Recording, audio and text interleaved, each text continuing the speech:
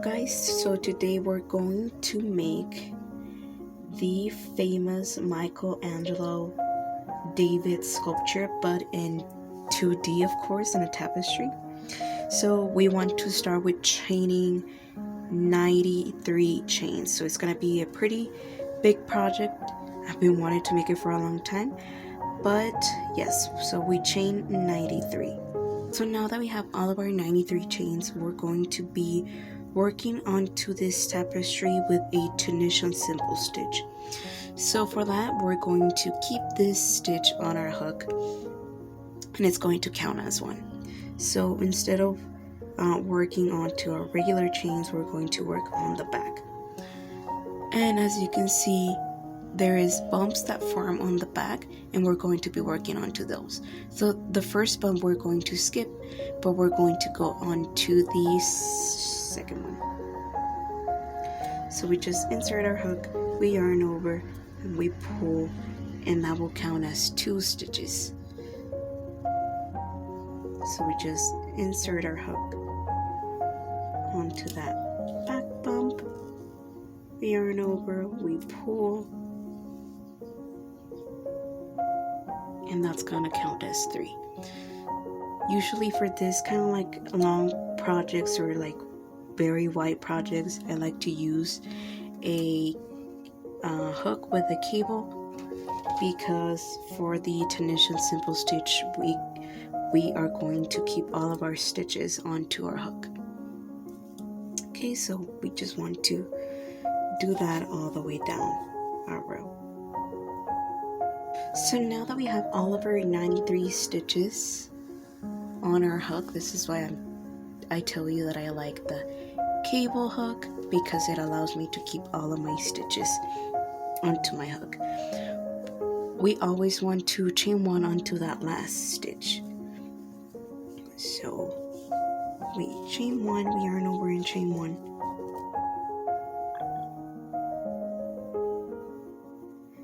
And now for the rest of our row, for our return pass, which is going to complete 1 row, we're going to yarn over and we're going to go through 2 stitches on our hook. So we yarn over and we go through 2 stitches, and again we yarn over and we go through 2 stitches and another 2 stitches all the way down. Onto our second row. Our second row already calls for a color change. So after 26 chains on this white background color, we're going to do a color change. But now we always count the stitch that we have on our hook as 1, and we want to work only onto those front loops of our previous row. So we insert our hook, we yarn over, and that counts as 2 stitches. So always we just work onto that front loop, and remember it's only 26 stitches.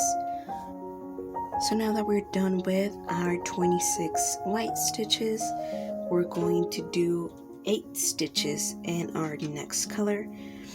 I'm just trying to follow the same color scheme of the pattern that I'm following.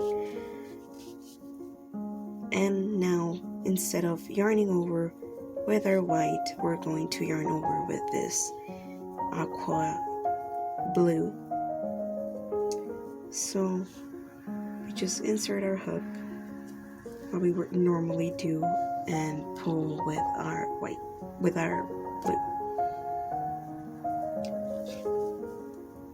And we're going to do that. And now we're going to do 11 stitches with our next color. So we just yarn over with that new color that the pattern calls.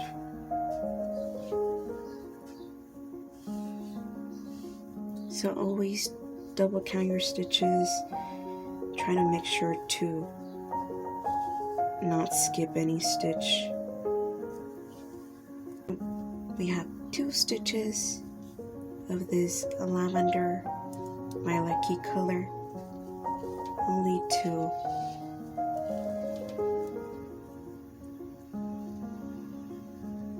And then we have only 4 stitches of this dark purple.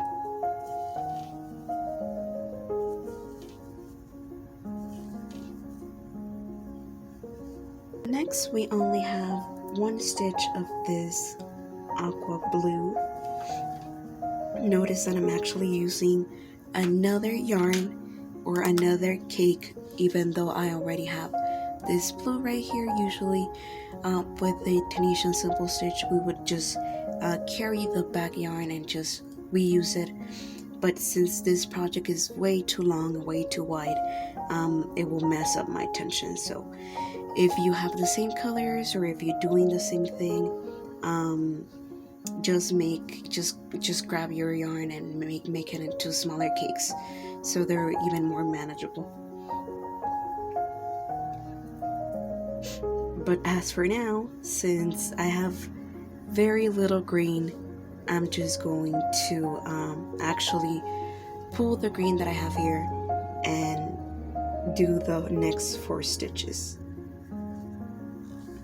Just making sure the back is nice and loose so we don't create any unnecessary tension.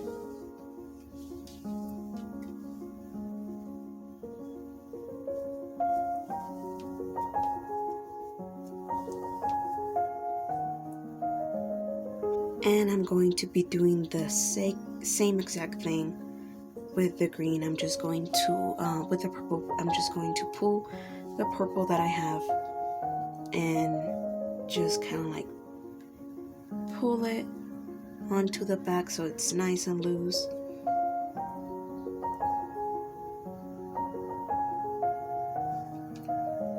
And do the next 6 stitches with it.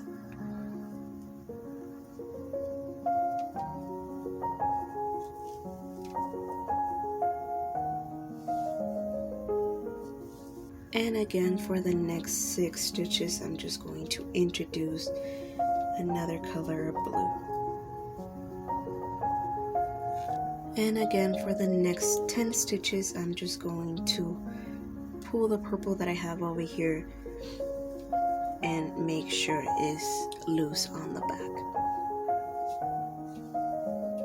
And now the remainder of our row is going to be done with a white stitch. On the last stitch of our previous row, a tiny little B or X.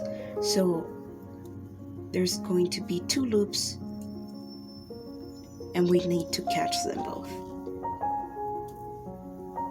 And there we have it. So as always, the last stitch, we're going to chain 1 onto that last stitch and we're going to yarn over and go through 2 stitches on our hook.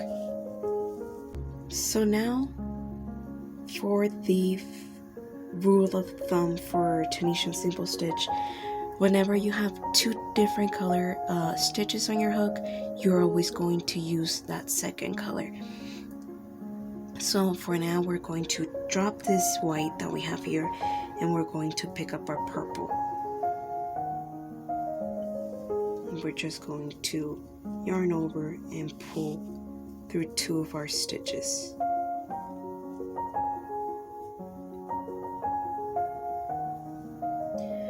Notice that there's a little bit of a gap. We just pull our white and that gap should be corrected. And again, we just pull all the way down until our next color change.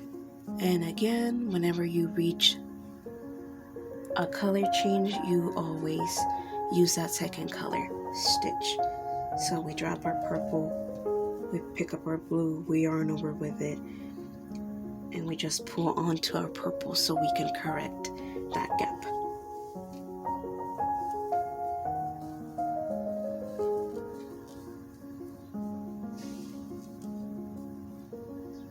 So now that we know the basics on how to make our Tunisian simple stitch and how to change colors, we can continue with our tapestry.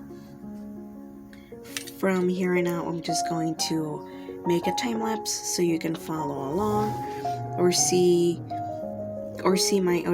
my process. This is gonna take me a long time to finish, but I know it's gonna be long worth it.